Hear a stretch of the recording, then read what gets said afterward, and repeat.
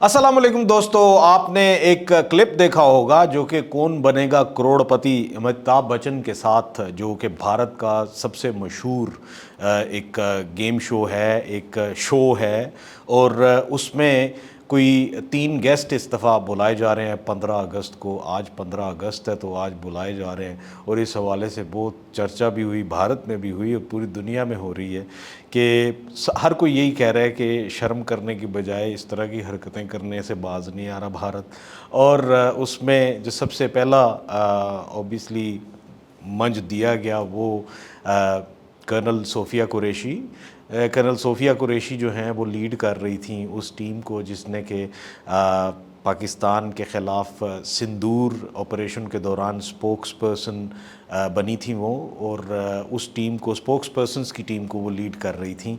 और हमें बहुत अच्छे तरीके से पता है कि उन्होंने उस वक्त भी कैसे बातें की, बल्कि उल्टा माफ़ी तक जो है वो इसी से मंगवाई गई थी। उसकी वजह ये है कि जब भारत भागा हुआ यूएस के पास गया था कि हमारी जान छुड़वाइए, तो उसमें पाकिस्तान ने ये कहा था कि हम तो पहले दिन से लड़ाई करना ही नहीं चाह रहे थे, हम तो ऑफ़र कर रहे थे कि लेट्स प्रोब पहलगाम अटैक, और उसके ऊपर बैठते हैं और बात करते हैं कि क्या हुआ क्या नहीं। और लेकिन ये है कि उन्होंने हम पे हमला किया था, और अगर अब वो चाहते हैं कि हम हमला बंद कर दें तो वो इस चीज़ की इंटेंशन शो करें। तो अब मोदी ख़ुद तो कर नहीं सकता था, राजनाथ सिंह खुद कर नहीं सकता था, अमित शाह नहीं कर सकता था, फिर जयशंकर भी नहीं कर सकता था। तो उन्होंने आर्मी की तरफ ये फेंका कि आप लोग कीजिए, तो आर्मी भी खुद नहीं कर सकती थी, द्विवेदी जी नहीं कर सकते थे, फिर उनके राहुल सिंह जी जो हैं वो नहीं कर सकते थे। तो उन्होंने चुप करके कर्नल सोफिया कुरैशी से कहा कि तुम ये कह दो कि भारत जो है वो सुलह करना चाहता है, हम तो सुलह सफाई के कायल हैं। और इस तरह का आपने बयान सुना होगा उस वक़्त, तो माफ़ी भी इससे ही मंगवाई गई। और यहाँ बात ख़त्म नहीं होती। सोफिया कुरैशी जो हैं वो इन तीनों में से एक जो ऑब्वियसली विंग कमांडर, और फिर साथ में जो नेवी से कमांडर थी इनकी, उनको लीड कर रही थी, और ये आगे आगे थी, और ख़बरों की ज़ीनत भी बहुत ज़्यादा बनती रहीं और गलत वजह से बनती रहीं। एक कंवर विजय शाह जो कि एक कैबिनेट मिनिस्टर थे, उन्होंने आके तो भांडा फोड़ दिया, और एक तकरीर में उन्होंने ये कह दिया कि हमने भी उनकी बहन उनके आगे कर दी कि तुम बोलो इनके ख़िलाफ़, पाकिस्तान के ख़िलाफ़ हमने उन्हीं की बहन आगे कर दी। आज भी भारत में मुसलमानों को जिस नज़र से देखा जाता है, और मुसलमानों को बारहा यही कहा जाता है कि अपने घर जाओ, तुम यहाँ पे क्या कर रहे हो, अपने घर जाओ, तुम्हें हमने दे दिया था पाकिस्तान, जाओ यहाँ से निकलो, तुम इधर क्यों बैठे हुए हो, घुस बैठी हो। और उनको बारहा ये कहा जाता है कि ये तुम्हारा मुल्क नहीं है। लेकिन सोफिया कुरैशी जो हैं वो अपनी नौकरी कर रही थी। ऑब्वियसली इंडिया में मौजूद जो मुसलमान हैं उनको नौकरियों में भी रखा जाता है, and Sophia Qureshi is one of them, and I have huge respect for her. I have huge respect all three of them, for all three of them, because they were just ordered to do this and they did it. और आज भी जब ये clip आप सुनेंगे, बल्कि पहले आप क्लिप सुनिए फिर उसके ऊपर हम चर्चा करते हैं। पाकिस्तान ये करता चला आ रहा है तो जवाब देना बनता था सर, इसीलिए ये ऑपरेशन सिंदूर को प्लान किया गया। मैं हूँ colonel Sophia Qureshi, wing commander Vyomika Singh, commander प्रेरणा देवस्थरी। मैं आ रही हूँ कौन बनेगा करोड़पति पे आपके साथ स्वतंत्रता दिवस का महा उत्सव मनाने। मतलब हद होती है हठधर्मी की, हद होती है बेशर्मी की। भारत जिसको कि पता है कि उनकी ईंट से ईंट बजा दी गई है, अब 15 तारीख को दिखाने के लिए और कुछ नहीं बचा, तो इसी तरह की हरकतें करके तो अपनी आवाम को, اپنی 1.4 بلین عوام کو رام کرنے کی کوشش کر رہے ہیں اور غلط طریقے سے کر رہے ہیں۔ اس کی وجہ یہ ہے کہ انہوں نے، آپ کو یاد ہوگا کہ ہفتہ پہلے میں نے اس پہ پروگرام بھی کیا تھا، آپ کو میرے پروگرامز میں سے ایک پروگرام مل بھی جائے گا، جس میں کہ جو امر پریت سنگھ ہیں ایئر چیف انڈیا کے، انہوں نے آ کے تو فالس کلیمز مارنے شروع کر دیے پچھلے ہفتے سے، کہنا یہ شروع کر دیا کہ جی ہم نے پاکستان کے 6 طیارے مار گرائے، اور ہم نے جب انہوں نے یہ سنا کہ الجزیرہ نے یہ بھی کہا ہے کہ ایکسپرٹس بلیو کہ دس از دی لانگیسٹ کل جو کہ کی گئی ہے پاکستان کی جانب سے، اور دیٹ واز 200 کلومیٹر اوے انہوں نے میسائل کو لانچ کیا، اینڈ وہ میسائل ایکوریسی کے ساتھ ہٹ جا کے ہوتا ہے رافائل کو، اور اس میں آف کورس الجزیرہ نے اس چیز کو ہائی لائٹ کیا ہوا تھا۔ تو ادھر سے امر پریت سنگھ جو ہے he came up with his own version of جھوٹ، اینڈ دیٹ واز کہ ہمارا میزائل 315 کلومیٹر دور جا کے تو ان کے پلین کو لگا، اور یہ ورلڈ ریکارڈ بن گیا ہے۔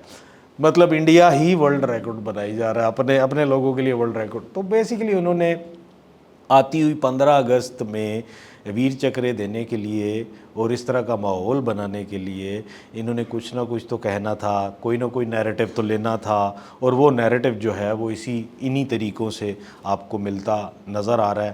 اب جہاں تک بات ہے کروڑ پتی کی، تو یہ کون بنے گا کروڑ پتی، تو یہ پورے بھارت کو پتہ ہے کہ کون بن چکا ہے کروڑ پتی اور کیسے بن چکا ہے کروڑ پتی۔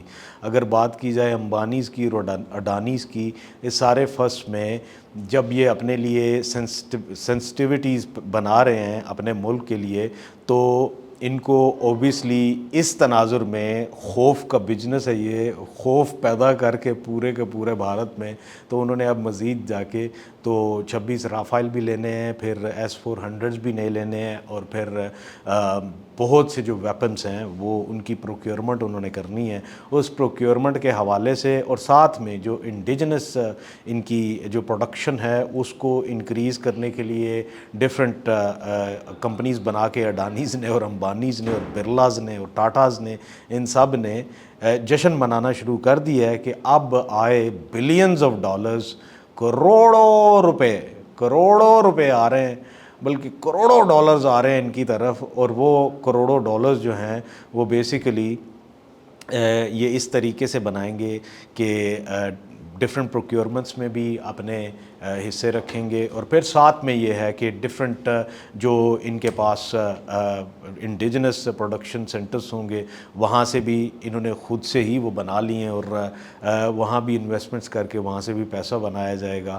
اور جہاں تک بات ہے کسی اور تناظر میں، اگر وہ اسسٹ کر رہے ہیں رشینز کو کہ وہ ان کا آئل شوئل بھی خریدی جا رہے ہیں یوکرین کے خلاف وار میں، اور اس کے اوپر ان کو ٹیرف بھی فیس کرنا پڑ رہا ہے، لیکن یہ ہے کہ اس کو بھی اسی لیے ایگزیکیوٹ کیا گیا تھا کیونکہ سستا تیل خریدو رشیا سے، اپنے ہاں ریفائن کرو، اس کو یورپ میں بیچو، پیسہ کماؤ، جو تم نے 30 روپے کا لیا ہے وہ آگے 130 میں بیچو، اور ہر لیٹر پہ 100 روپیہ بناؤ، اور ایسی ہی گیموں سے ان کو کروڑوں ڈالرز ملتے ہیں۔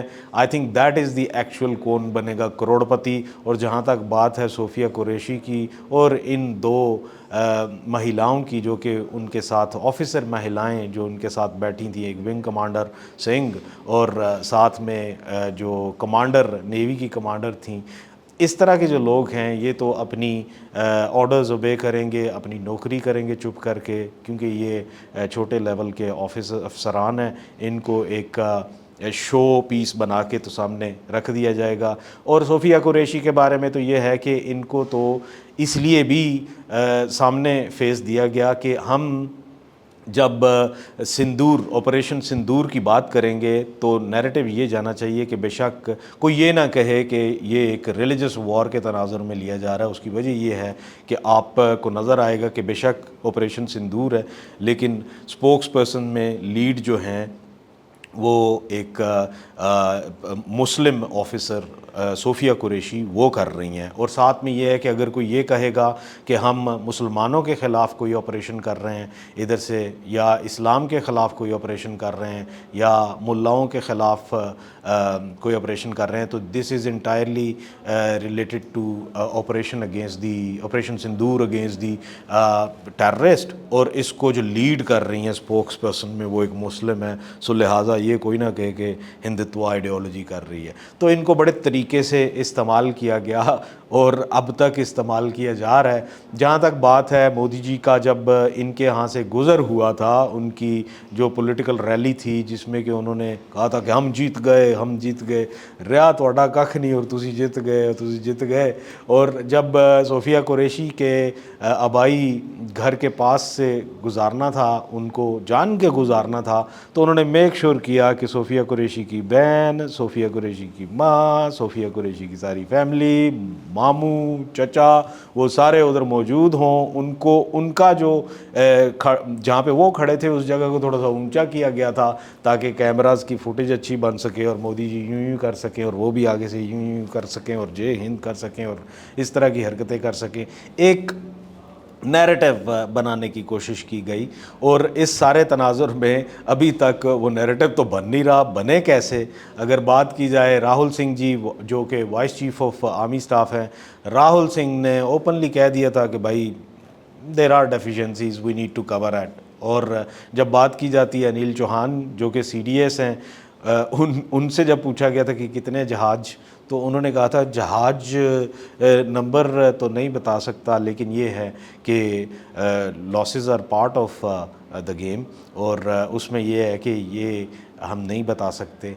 لیکن یہ ہے کہ جو سب سے امپورٹنٹ بات ہے وہ یہ ہے کہ ہم نے فگر آؤٹ کیا کہ ہم کہاں لیک کرتے ہیں, کہاں پرابلم فیس ہو رہی ہے, اور اس کو ہم نے فکس کیا, اور پھر دوبارہ ایئربورن ہوئے نیکسٹ ڈے. انہوں نے یہ بھی مان لیا کہ اس دن ہم لوگ گراؤنڈڈ ہو گئے تھے. پاکستان ایئر فورس نے انڈین ایئر فورس کو ٹوٹل گراؤنڈ کر دیا تھا, یوں ردہ پھیر دیا تھا ان کے اوپر کہ ہوں تسی اتنے آئے تو تمہیں مزائل بجے گا.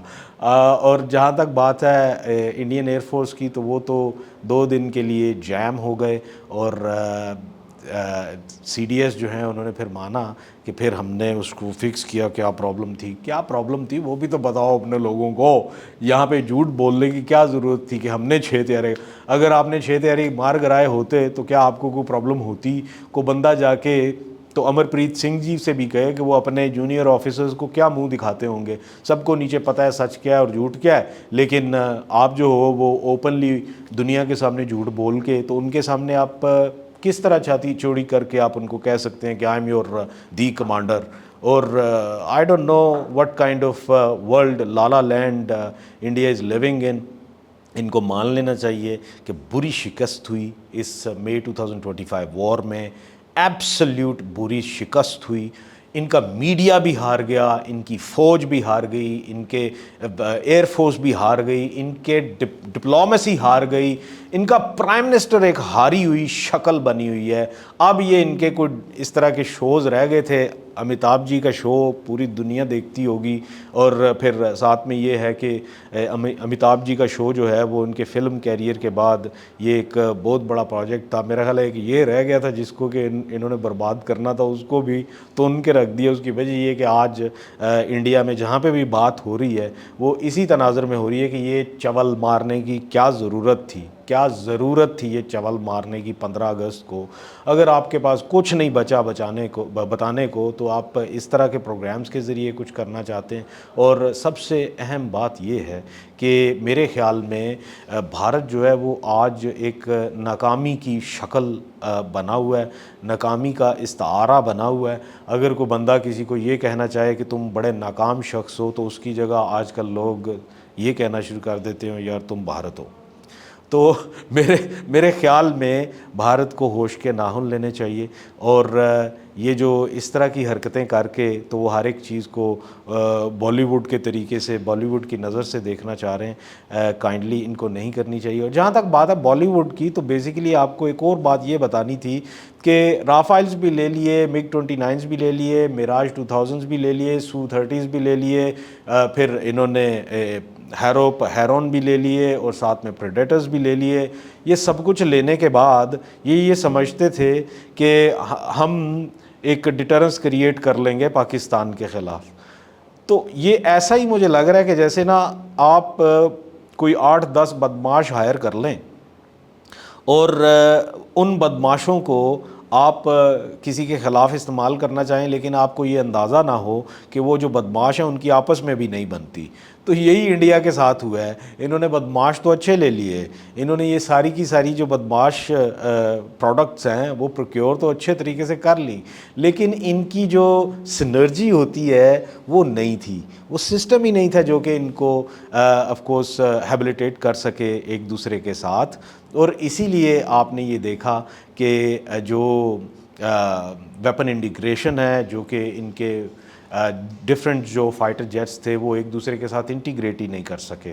और इस सारे तनाजुर में this was the major failure of Indian air force. और जहाँ तक बात है पाकिस्तान की, तो पाकिस्तान के पास अभी तो पाकिस्तान ने F-16 इस्तेमाल भी नहीं किए। उसकी वजह यह है कि there are different obviously reasons.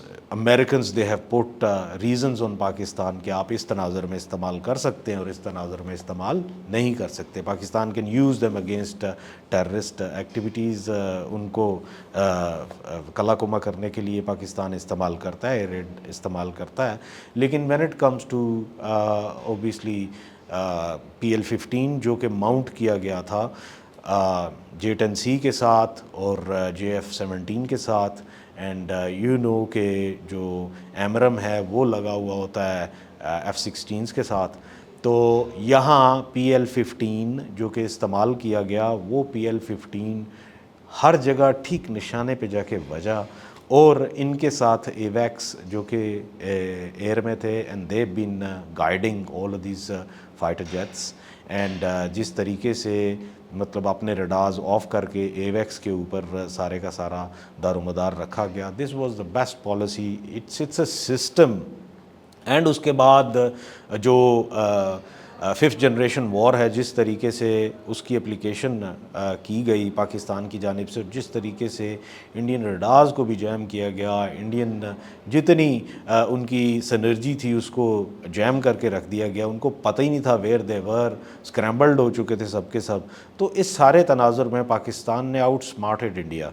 And system की कोई बात नहीं करता यहाँ पे। बेशक आपके पास जिन फाइटर जेट्स को लीनियर कंसिडर किया जाता था, उनको लेके पाकिस्तान ने ये साबित कर दिया कि it's not the gun but the man behind the gun that matters the most. और अब वही जो गन्स हैं उनका पूरी दुनिया में चर्चा है। और वो जो बदमाश, बड़े बड़े बदमाश like Rafale, like MiG-29, Su-30, Miraj 2000, ये सारे के सारे जो थे जिनको कि बड़ा बदमाश कहा जाता था, उनकी आपस में कोई नहीं बनती। जब इंडिया के पास आते हैं तो उनकी आपस में कोई नहीं बनती, उनकी कोई बैटल इंटीग्रेशन नहीं है।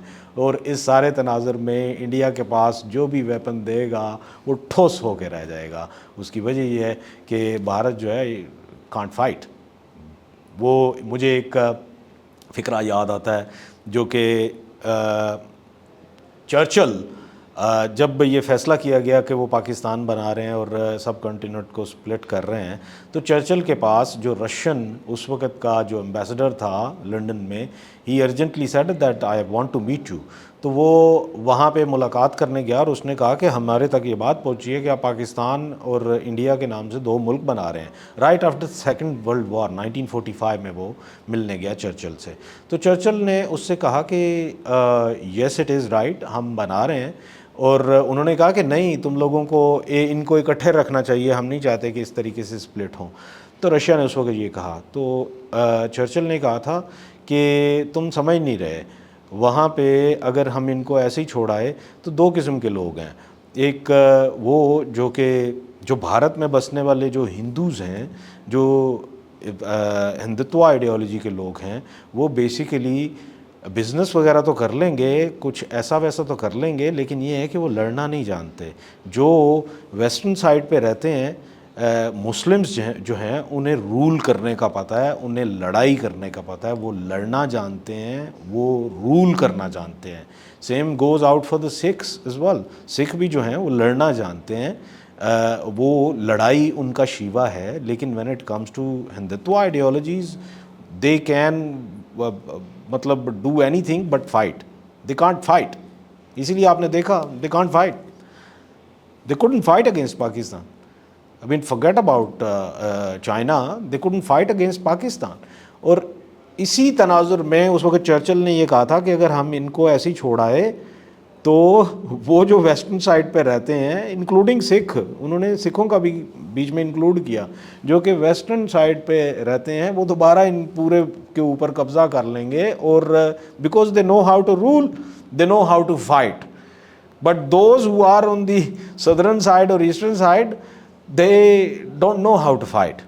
تو this was the actual phrase جب کہ اس نے کہا تھا. آج کے بھارت پہ یہ پورا صادر آتا ہے, پورا صادر آتا ہے. آج اگر خالستان بن جائے, آج اگر خالستان بن جائے اور سکھ جو ہیں وہ ایک علیحدہ فورس بن جائیں, وہ ایک علیحدہ ایک کنٹری بن جائیں, تو اوبیسلی سکھوں کے ساتھ ہماری تو کوئی لڑائی نہیں ہوگی. لیکن یہ ہے کہ ایک چیز ثابت ہو جائے گی کہ دین یو وڈ سی کہ آج اگر خالستان نہ رہے تو باقی جو بھارت ہے وہ بھی ٹوٹے ٹوٹے ہو جائے گا. اس کی وجہ یہ ہے کہ they don't know how to fight. They don't know how to fight. آج تک اگر ان کے لیے کوئی فائٹ کر رہا ہے تو وہ سکھ کر رہے ہیں. سکھ کر رہے ہیں because Sikh know how to fight. Sikh are the people who know how to fight, اور وہ obviously on behalf of India لڑ رہے ہیں. آج اگر خالستان بن جائے تو انڈیا گیو. تو میرے خیال میں یہ کروڑ پتی جو ہیں وہ سارے کے سارے کو جانتا ہے. کون بنے گا کروڑ پتی میں 3 مہیلائیں آفیسرز جو ہیں ان کا سواگت ہے, وہ آئیں ادھر. لیکن یہ کہ جھوٹ بولنے کی کیا ضرورت تھی کہ پاکستان نے یہ کر دیا تو یہ کہنا پڑ رہا تھا, یہ ہم نے کرنا تھا, یہ کرنا پڑنا تھا پاکستان کو, ہم نے بتانا تھا. بتا دیا, پھر بتا دیا ہن رام نے. اب آئندہ سے بتانے کی کوشش کیجئے گا. That's it, viewers. Take very good care of yourself. Do subscribe the channel. Like the video if you like. And then if you have any questions related to it, if you want to criticize me, do that in the comment box. Thank you very much.